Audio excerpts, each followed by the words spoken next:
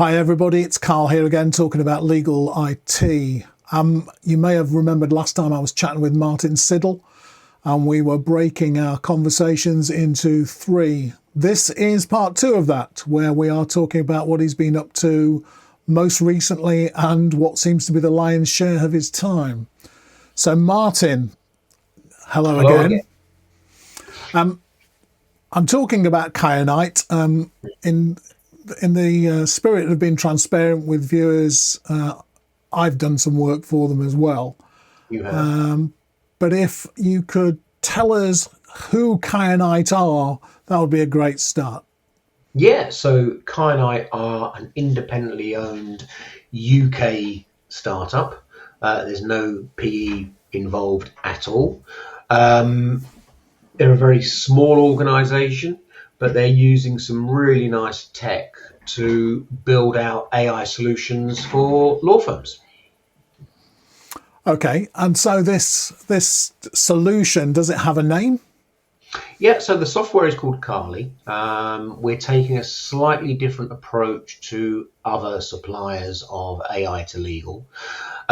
We're only concentrating what I would call the business of law issues that most law firms seem to encounter. We believe that lawyers should be given the time to be better lawyers. So we don't want to take away any legal processes. We're just looking at using the technology and AI to remove all of the non-chargeable activities that get in the way of a lawyer concentrating on client-facing work. So what are the main areas then that Karli concentrates upon? Yeah, so we've chosen three key areas to start off with. The first is inquiry management.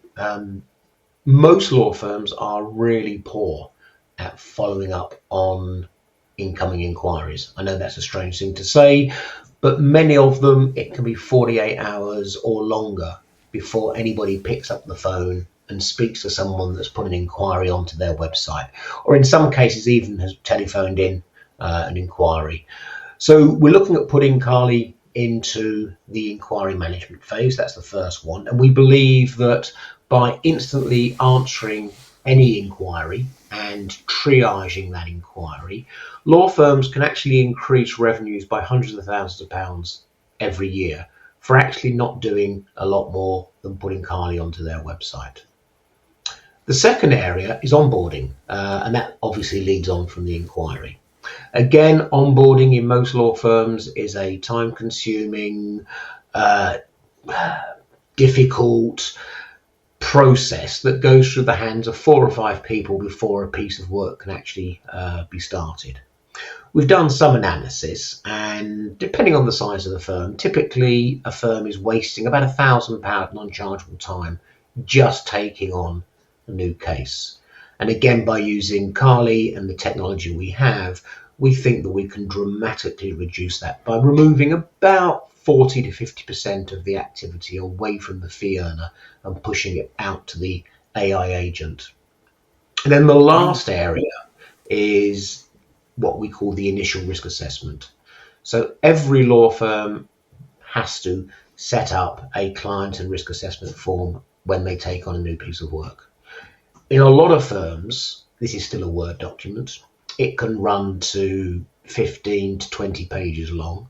A lot of the questions aren't necessarily applicable to the fee earner that's filling them in. And it's done after the event. So it's seen as a pain, basically, and they don't want to do it. So we're looking at ways that Karli can actually pre-populate those forms of information she's captured throughout the inquiry and onboarding stage. She can make simple decisions, she can score the answers as they're given, and then she presents it to the fee earner as a 90% complete form, and the fee earner fills in the last 10% and authorises it. So we're not looking at taking any legal responsibility away from the fee earners. We're just taking away the drudge that gets in the way of them concentrating on the client-facing stuff. It's interesting you mentioned there about the drudge. So I guess part of that drudge is because this is elapsed over many weeks in some cases, or hopefully that comes down. Information arrives piecemeal, some of it fed by the client, some of it fed by other systems. And plainly, as a sort of nerd, I'm very interested in the integration part of it as well. So what kind of systems do you link in here, or do you link with them? Yeah, you'd be surprised. A lot of law firms still have post-it notes and bits of paper to record this information because there's nowhere to put it in their case management or their matter management system. So it may be in an email, it may be in a SharePoint drive somewhere, and you're absolutely right. They can't find this information to put it back into the form. So with Karli, we've decided that we are going to integrate wherever possible. So early in the process, we will do a conflict check. And to do that, we integrate with the firms, either their PMS or their CMS, wherever they see is their data pool. We'll also integrate with their AML and their KYC providers. So again, taking that activity away from the fee earner. And once everything's been complete and the law firm can confirm they want to take this work on, we then push a case into the firm's case management system. And the case management system acknowledges that and then sends back a new client matter number to Karli, and that's the handshake between the two systems. Okay, so and once that happens, then is that the responsibility of Karli gone? It's now that it's in the case management system. Pretty much. We know that law firms will keep Karli data, but there's no need to. Obviously, over a period of time, you are going to have to manage that data out of the business. But yeah, it's up to the law firm. We would say either delete it or keep it, but the case management system is now responsible for the management of that case. Karli is really a pre-case management system. So does that mean everything you've collected as part of that onboarding process from inquiry through to the risk assessment is then transferred into case management as well, or PMS? Yes, it is. So all of the correspondence, all of the conversation with Karli, all of the data, all the documents are packaged and then sent to the appropriate system, say be that the DMS or the case management system. Wow, that's impressive. I'm intrigued. You mentioned the AI letters, the magic term of the moment. How does Karli use AI? So when you first put Karli in, I guess she's an intelligent automating solution. There's a little bit of use of the LLMs, but it really doesn't. The AI doesn't kick in until we've enough clean data in Karli for her to start learning. As you'll know, most data in law firms is not as good as it could be. So we don't particularly want Karli to start learning off bad data. So probably 6 months after someone's live, we turn on the learning engine, and then Karli will start learning from the transactions that are held in the engine. We really think we'll see her start suggesting better ways of processing transactions once she's been able to learn. Hopefully we can look at things like incoming inquiries, find out where the dropouts are, work out why an inquiry dropped out at a point in time. So again, give the law firm the ability to convert more inquiries into cases. On the risk management side, to allow Karli to learn what transactions are high risk and to make some suggestions. Perhaps if one is seen as high risk now, maybe the data will tell us it's not that much high risk, and Karli may suggest that we downgrade a level of risk. This is the really exciting bit, Carl. So this is the bit where AI really comes to life and starts helping law firms change the way they operate, and we really can't wait until that happens. It's kind of interesting, isn't it? You mentioned that at the very top of the conversation, that for the want of just a reply, people seem to lose business.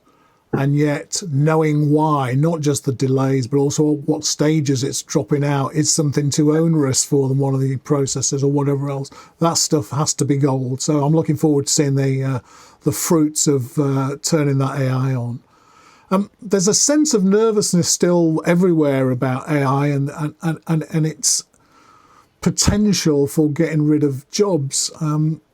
How would you say Karli's going to deal with that? Is that a threat? We don't think so.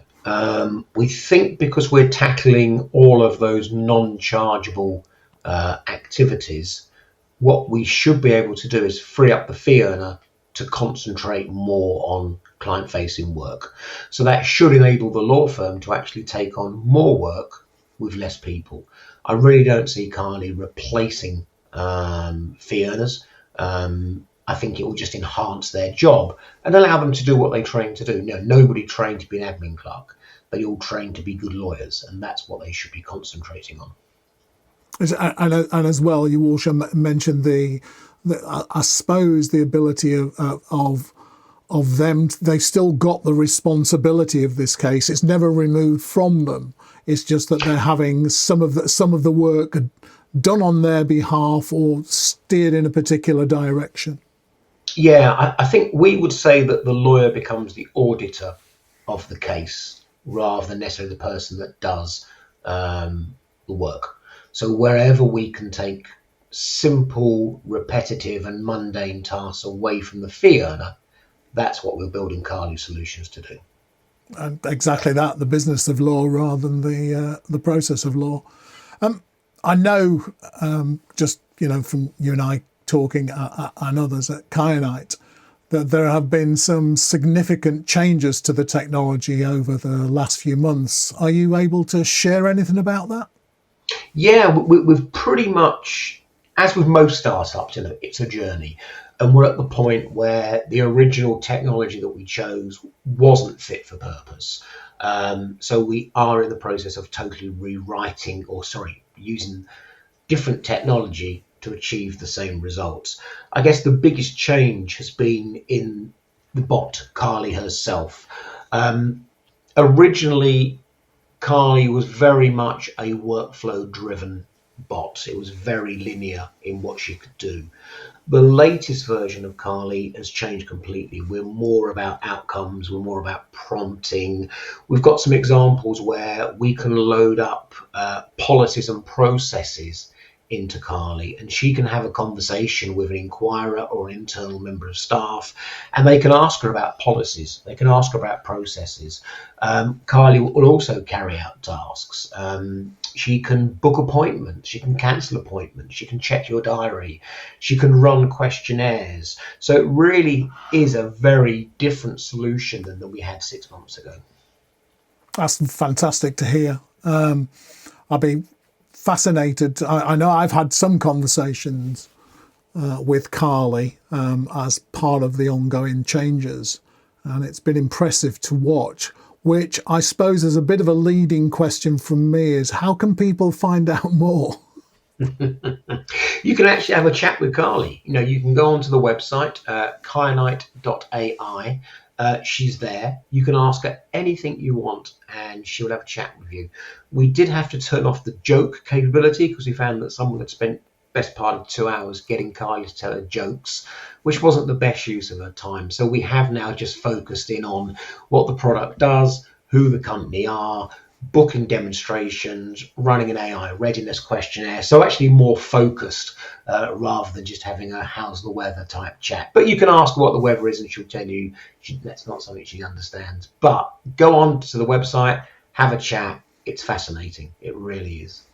I'm now getting my head round somebody having the time 2 hours to actually get the AI to tell jokes. But okay.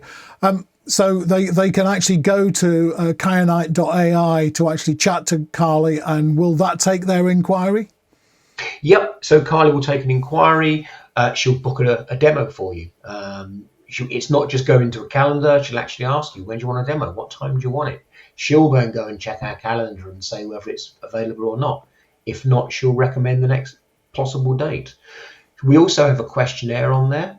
So she'll actually run through a questionnaire to check your readiness for AI. So how ready is your firm to embrace AI? So again, it's a fascinating way of talking to tech.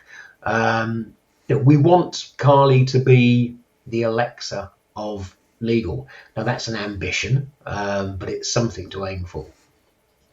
I'm relieved that I'm actually on my earphones, because if that had been on speaker, my little echo in the corner would have been burst into laughter. And I don't understand that command. Anyway, okay. Well, it's great to hear that technology is advancing at pace, and the fact that folks can experience the technology as they're making their inquiry. I think that's genius. So thank you for your explanations. That pretty much concludes interview 2. Thank you very much. Thank you again, Martin. For those of you watching, do have a look at Kyanite.ai. See what you think. Book an appointment. If you want to catch us again, there's a part 3 to this that will appear over the next days and months, I suspect. But for now, thank you so much for watching, and we will catch you soon. Thanks, Carl.